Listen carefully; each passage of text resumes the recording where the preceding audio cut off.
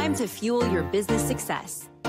Welcome to Harmonious at Lunch. We're bringing you bite-sized advice and expert conversations to drive clarity and growth 5 days a week. Make sure you join our Facebook group at humanopt.com/lunch, where listeners like you and our guests hang out so we can find harmony in business together. If you're building a business, you're in the right place. Let's dive in.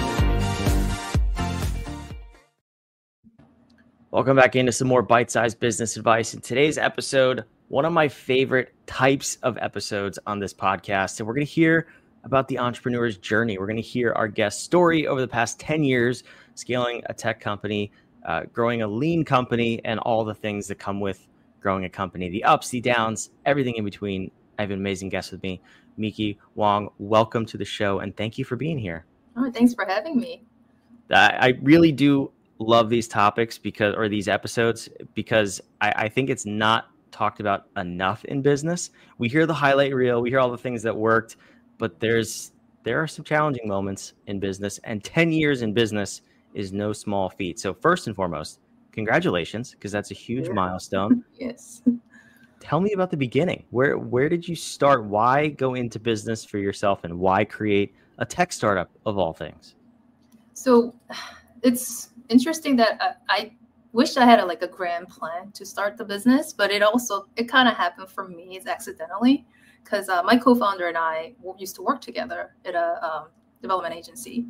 So they call it agency, but it's like a development consulting. So we're making building websites for digital media, and then other places that is on the enterprise level, places that needs any content management.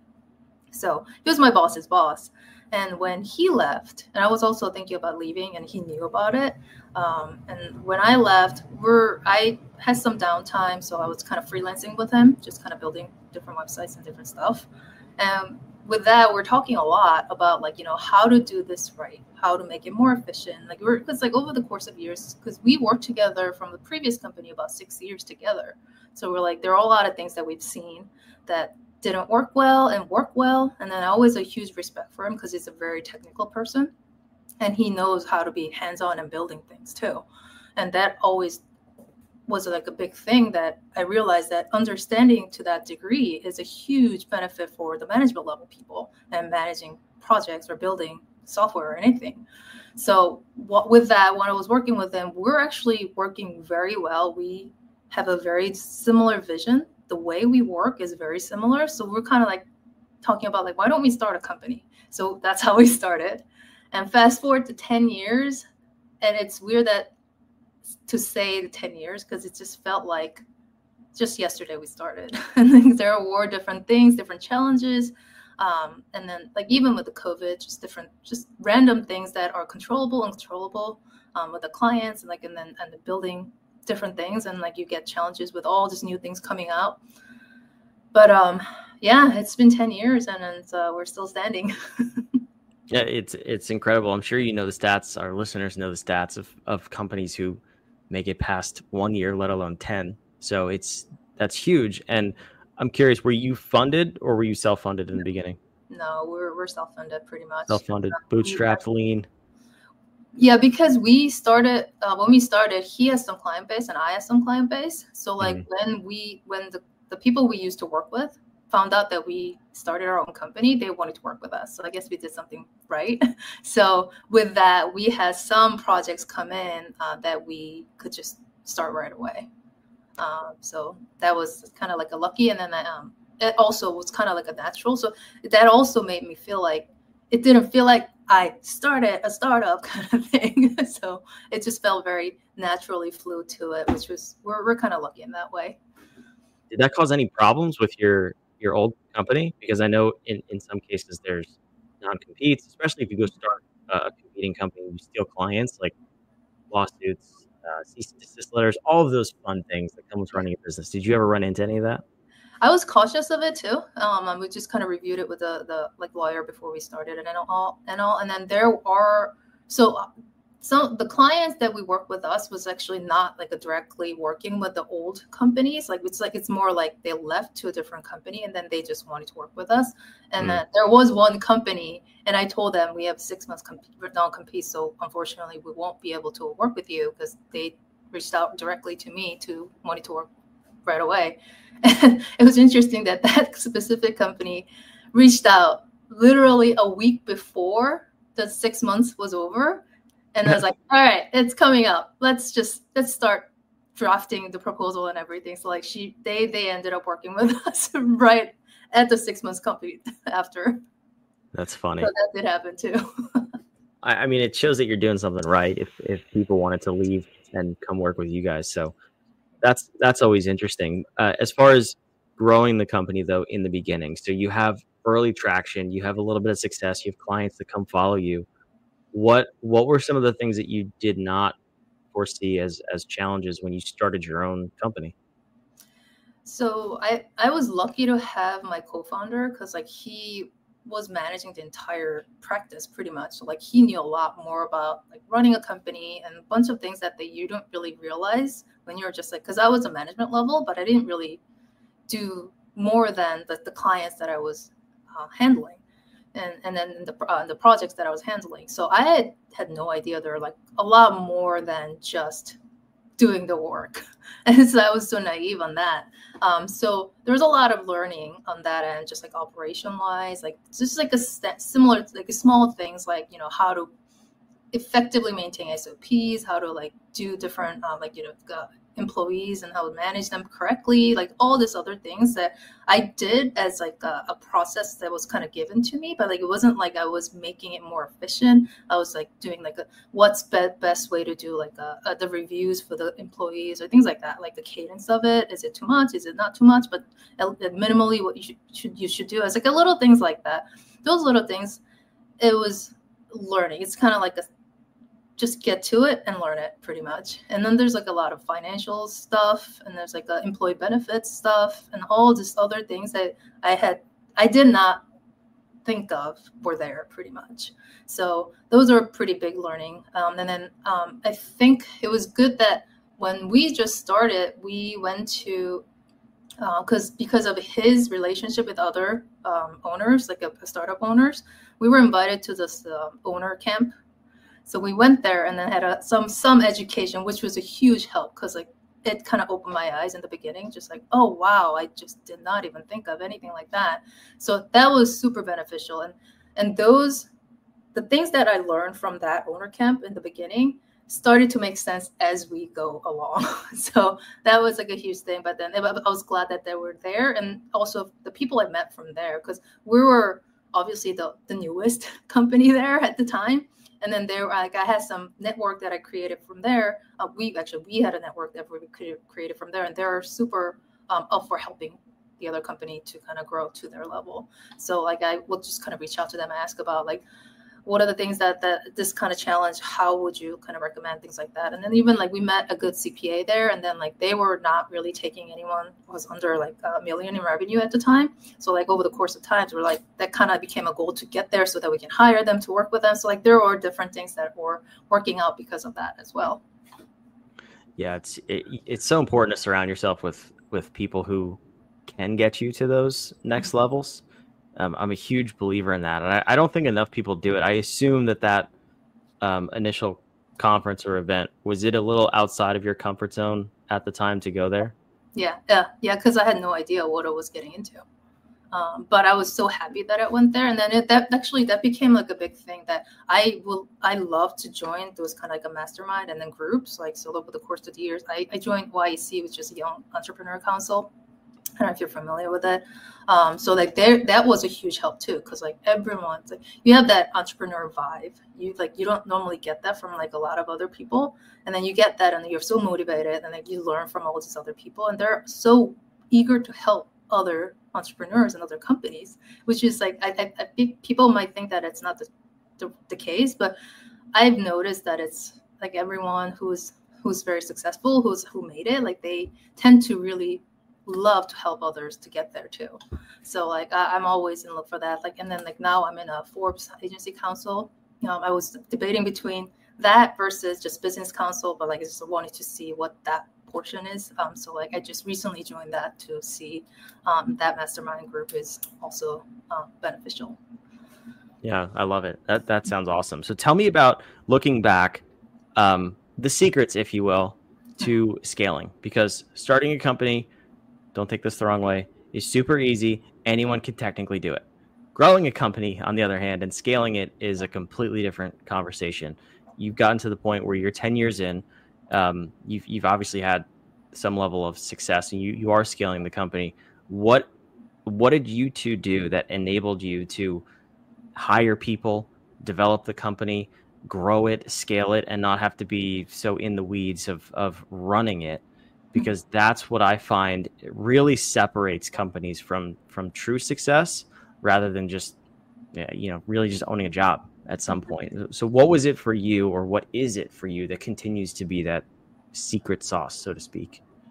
I think something it's obvious and easy thing is that you're constantly tracking, like tracking a lot of things, like just like, numbers, pretty much like the data, because we're both very number people, because we're both have a technical background. So like visualizing with the numbers makes sense. So like I think that was kind of secret to me, because like some of the things that I'll have like a vision to, like I want to get like X many employees and X many clients and X many projects, and literally my co-founder will take that and then put it into a spreadsheet and like, this is what's going to take to get there. And it kind of puts me back to, I was like, okay, so now we can plan it out based on this thing.